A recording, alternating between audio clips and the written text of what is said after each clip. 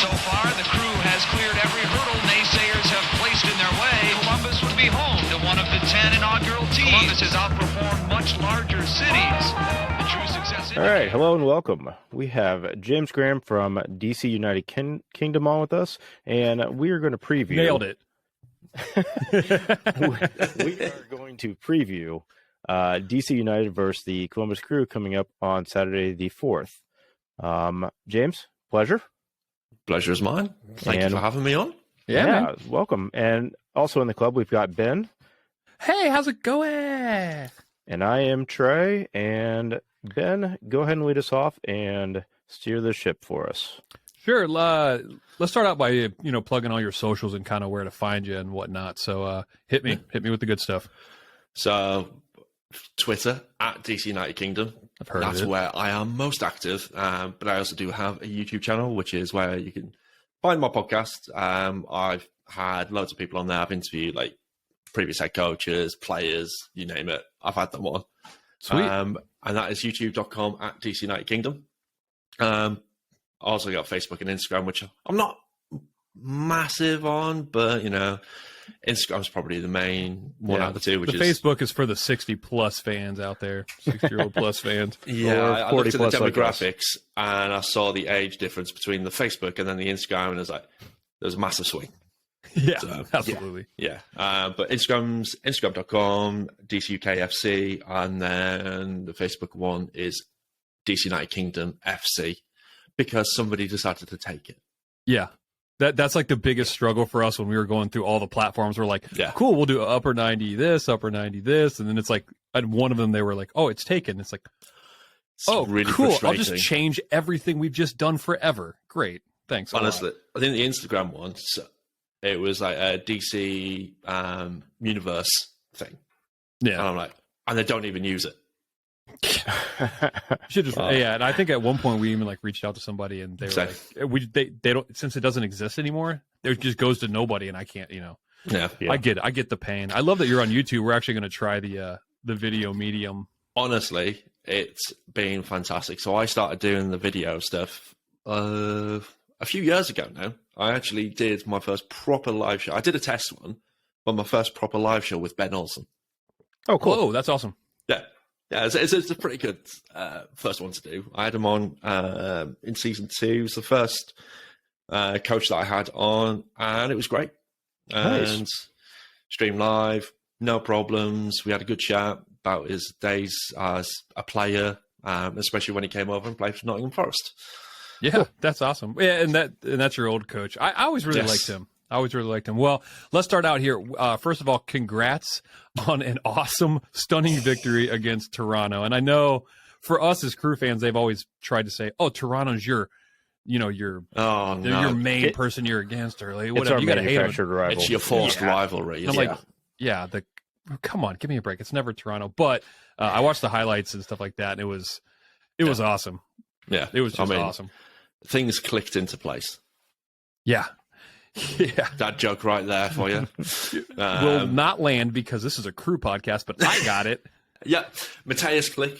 If you follow the EPL, you're going to know who Mateus Click is, really, especially if you're a Leeds fan as well. Yeah. But yeah, that was a hell of a result. Yeah, Unbelievable. speaking of that, let's talk about it. So last year you guys got the Anthony Precourt awarded wooden spoon, which you took from Cincinnati, which we weren't terribly pumped about. Yeah, But to kind of tell us like what changes you've made to come out and do all the things. actually win a game? Yeah. How's it feel? I mean, to be fair, Wayne Rooney came in partway through the season last year, so he didn't really get an off-season to establish his philosophy. Sure. Yeah. So that was always going to be a big change for us, because at the start of last season, we had Hernan Losada. It was all about the three at the back and high press, high energy, just wear yourselves out before 60 minutes, and then you just last the last half an hour and you're just knackered. Then That's Chad like literally Ashton, that's like literally what happened to us last game. Yeah. Only it was 40 minutes. there's only so much you can do at that sort of level. Sure. But then, we had Chad Ashton who came in, who kind of did the same formation but toned it down a little bit. And then Wayne came in and brought us back to the classic days of 4-4-2. I know. Yes. Yeah, I saw the lineup, and I haven't seen a 4-4-2 since I was in high school. I mean, that's obviously what Tracy and I grew up playing, so I totally get it. It's like the triangles and 4-4-2, and it's like, but no one does that anymore. But when I looked up the FOT mob, like how you set up, I was like, and with Wayne Rooney, I was like, oh yeah, 4-4-2. So Wayne Rooney came in last year. Yes, and he used to play for DC, but now he's not the coach, he's the director. He's the head coach. So he actually is the head coach. He's just the head coach. Yeah, I swing and miss. Nah. Probably because he wasn't on the sideline at all last year. He came in, he's like, I'm the head coach, and then he just would call his wife like, come on over, and she's like, nope. No, she decided to stay over here in England, which is probably a wise choice. Agree. Yeah. I got to agree. I mean, DC's a beautiful city. I love the place. For sure. There's a load of drama going on over in the UK with the trial with what's her face, Rebecca Vardy. Yeah. Wagatha Christie is what they nicknamed the trial. Wow. Yeah. That was brilliant. Okay, so what other? So besides the coach, obviously we feel you. Same exact thing. Like that's kind of a major thing. Switching complete systems. What personnel did they bring in? I know they brought in Pedro Santos. Oh yes, Pedro. Yeah, super pleased about that signing. Great. I'm glad you are. Yeah. We're so happy to lose him. Really? Nobody. No. Heck no. No. I was going to say, he's beloved. He's bags of experience. And that's awesome. What we needed. To have someone in MLS who's been there, done that, worn the t-shirt. Brilliant. Yeah. But we've had some major personnel changes. We've sold 13 players. Or got rid of them. Yeah. Some of them which were kind of forced upon us, some of them which were a little bit gutted about. So David Ochoa, really wish we kept him. He was a fantastic keeper. Yeah. But he was always going to go on to bigger and better things. Yeah, sure. Kind of like Gaga. What's his face? Bill Hamid. Wow. Who's rumoured currently to go and play in Scotland. Really? I think I did read that.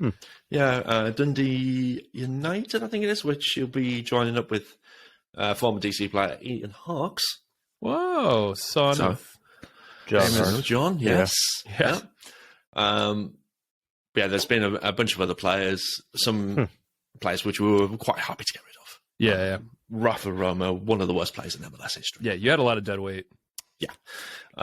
So we got rid of those. A couple of others which are apparently on their way out. Ravel Morrison, who's not been registered with the squad, which is a massive shock.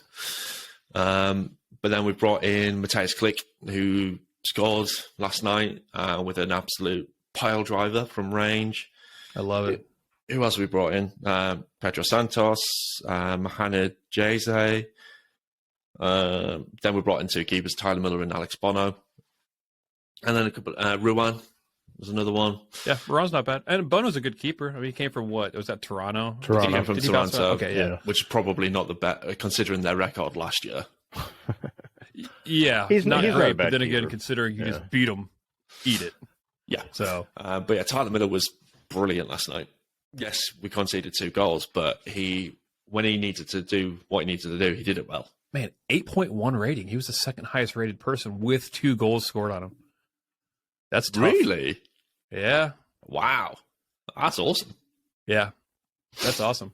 So you got Klick. You also have somebody. When did you get Benteke? Was that last year? That was last year. Yeah. Okay. So he signed just after Rooney came in. The story behind that. So Rooney came in, and we needed a new striker to kind of fill a little bit of a gap. And apparently Rooney just got on the phone to Benteke, and then 5 minutes later he agreed to come and join us. Yeah, that's the. I always thought that was kind of like akin to the Miami thing with Beckham, where he's like, I'm just going to call like some people, and they're just going to come in, and then Rooney's like, "Yo, you ever been to DC? Didn't think so. Like, come on out." I feel like he would get all these like weird fringe guys, or because I've known Benteke for years through the EPL and stuff like that. He's older, but I was like, I wonder if he's going to be any good. And sure enough, yesterday, he did have a bit of a slow start to the end of last season after he joined us. But again, coming through midway through the season, not having a pre-season, things like that, going to struggle to actually make an impact. But he's had a decent pre-season, just got a couple of goals. And then last night, when he needs to, he was in the right place at the right time and headed it into the back of the net. Can't argue with that. Yeah, I mean, you put 3 past, Sean Johnson, who's a great keeper. Yeah. So, and U.S. fans will also know that you guys still have Steve Birnbaum. Yes. Yeah. Coming in late. Didn't make the starting 11 because he had the flu, but he came on towards the end of the game. Wow, still with the flu. Still with the flu. Yeah. He apparently had the flu earlier on in the week, so he didn't manage to train as much as he was hoping to. So they rested him, brought him on, and that's great. Yeah, and the last person is the DiPietro. He's the guy that scored in the death of the match in order. What's he all about? He actually looked pretty good. He came on at 67 minutes. Yeah, so he's one of our hot prospects. Nice. We've got quite a lot of hot prospects coming through anyway because we've got a really good academy. But so TKD, just because his name's a mouthful. And I like agreed. To use his acronym. We shorten everything. Yeah.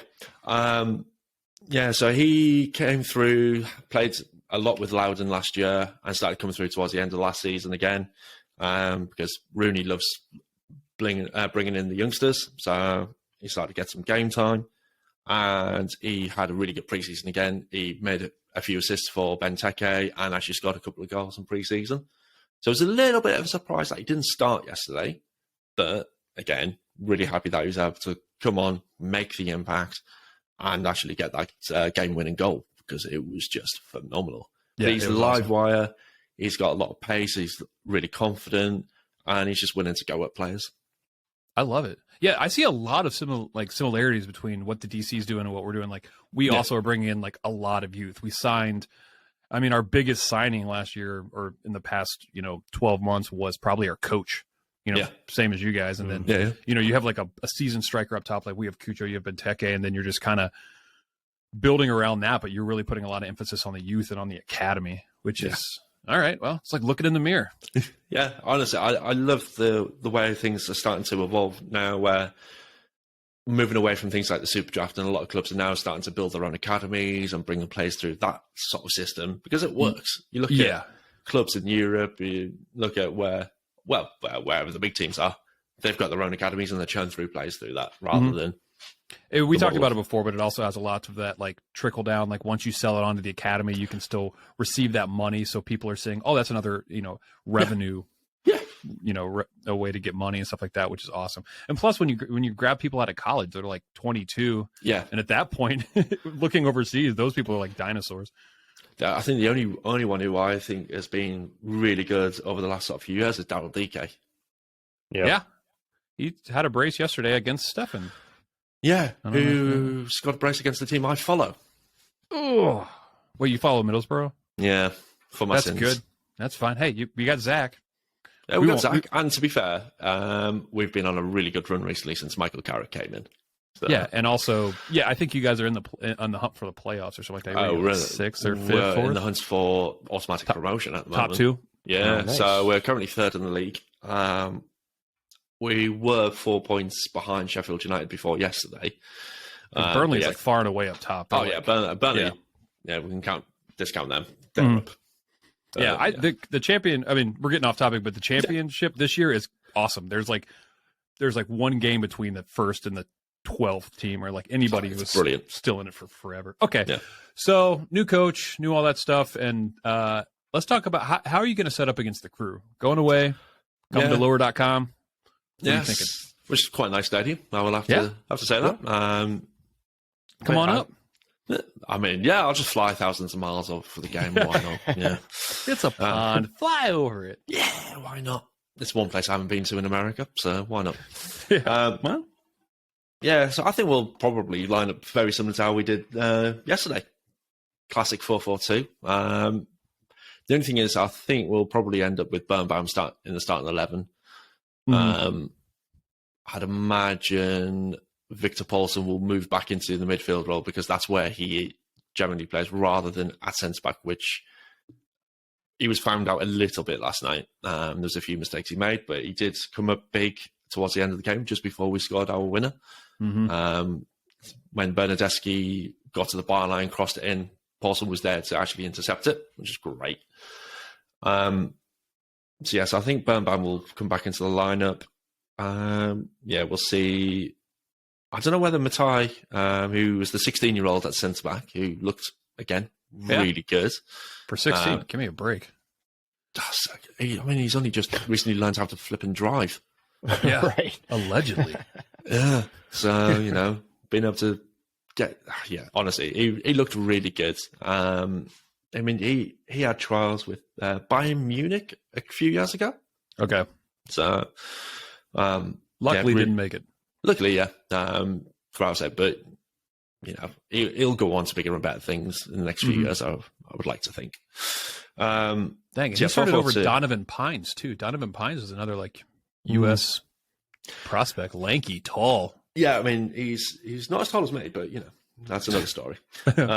Eat it, yeah. Shots fired. Oh yeah, yeah. Well, I actually had him on my podcast a couple of years ago, and we were chatting about his height and how he's 6'5", and I was like, yeah, well, I'm only 6'10", so Wait, you're 6'10"? Sorry. Yeah. Wow. Yeah, I wish I could have something that would gauge the height in here, but banana for reference. Yeah, unfortunately. That's a 6'10". Yeah. Oh, God, that's awesome. Me too. Totally. Yeah, absolutely. Yeah. Dunk so many basketballs. I can understand why a studio under the stairs would not work for you now. Now that makes a lot more sense. Yeah. I mean, to be fair, a studio under the stairs, understair cupboards in the UK, they're not that big. Yeah, we've all seen Harry Potter as well. Yeah, he gets Yeah. So totally not a thing. So you're thinking just normal 4-4-2? Yeah, I don't think we'll need to change too much. There's a couple of things that we will need, but we didn't have our strong 11 out last night. There was a few players who you wouldn't expect to see in the starting 11, like Nigel Robertha. We normally see Taxi up top with Benteke. So we'd normally see Steve Birnbaum. We would normally have seen Derek Williams at centre back as well. He was another player that we brought in the off season. So we would, and Brendan Hines-Ike as well, who would be fighting for that centre back position.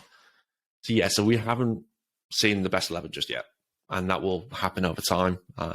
Hopefully not this weekend. Yeah, we won't need our strongest 11. Yeah.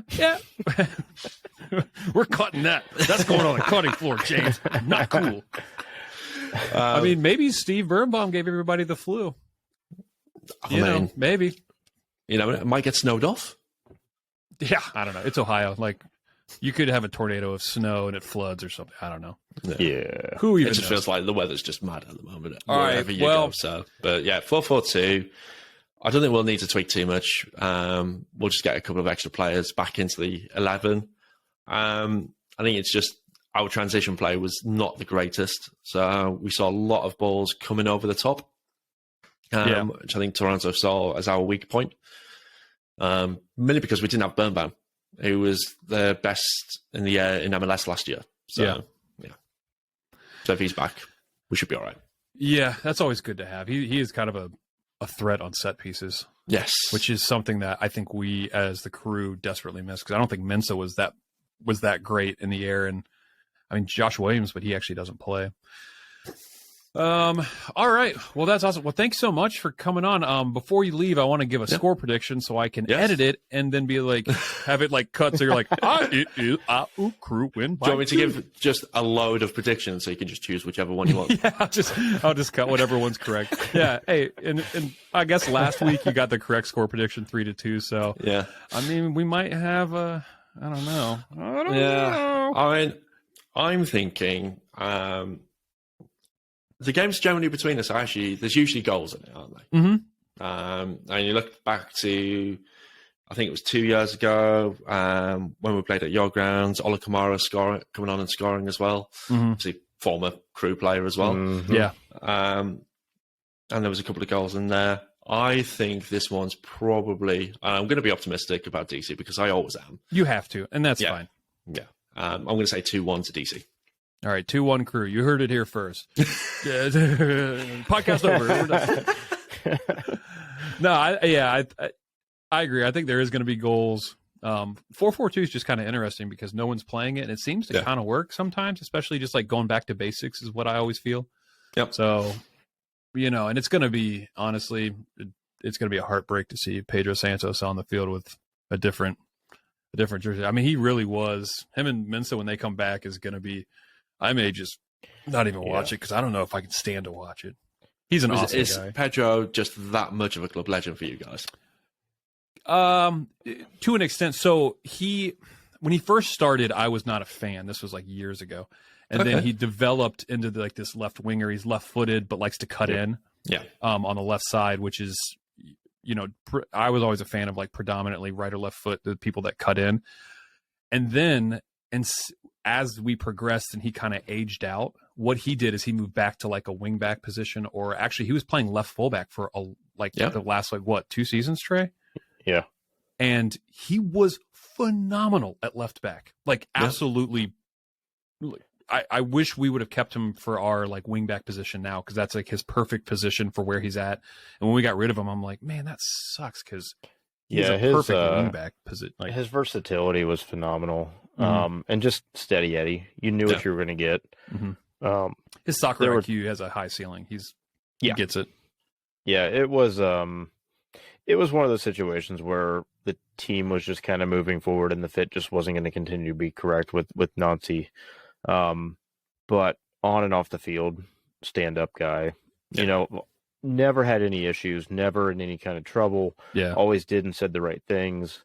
I think he's got 2 kids, and it just constantly, just the positivity that comes out of like all of his socials and everything else he's just a good guy to have on your team. Yeah. Mm-hmm. So. Yeah. All right. So we got 2-1 DC. And we'll kind of go this. We're going to shoot back to the other guys, but yeah, thanks so much for coming out, man. Yeah. I mean, awesome. Obviously, you can tell by the accent, it's very late there. So I really appreciate you staying out. Well, not compared to last night. I mean, it's only as we're recording, it's 25 to 11 my time in the evening. So not compared to watching the game when I was up till 3 a.m., this is quite early. Yeah. All right. Well, thanks again. And we'll check back probably into next week. I'm sure I'll be texting you on Twitter like, hey, you're going down, Dave. Some banter. Yeah, I love it. All right. Appreciate it. All right, we'll see you. See you. Take care.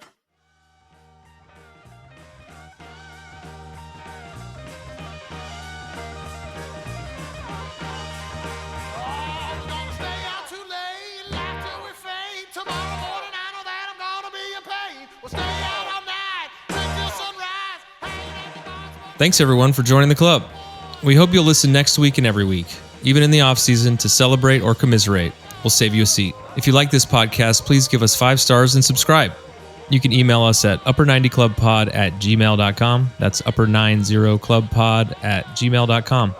Follow us on Twitter and Instagram at upper90clubpod. Go Crew!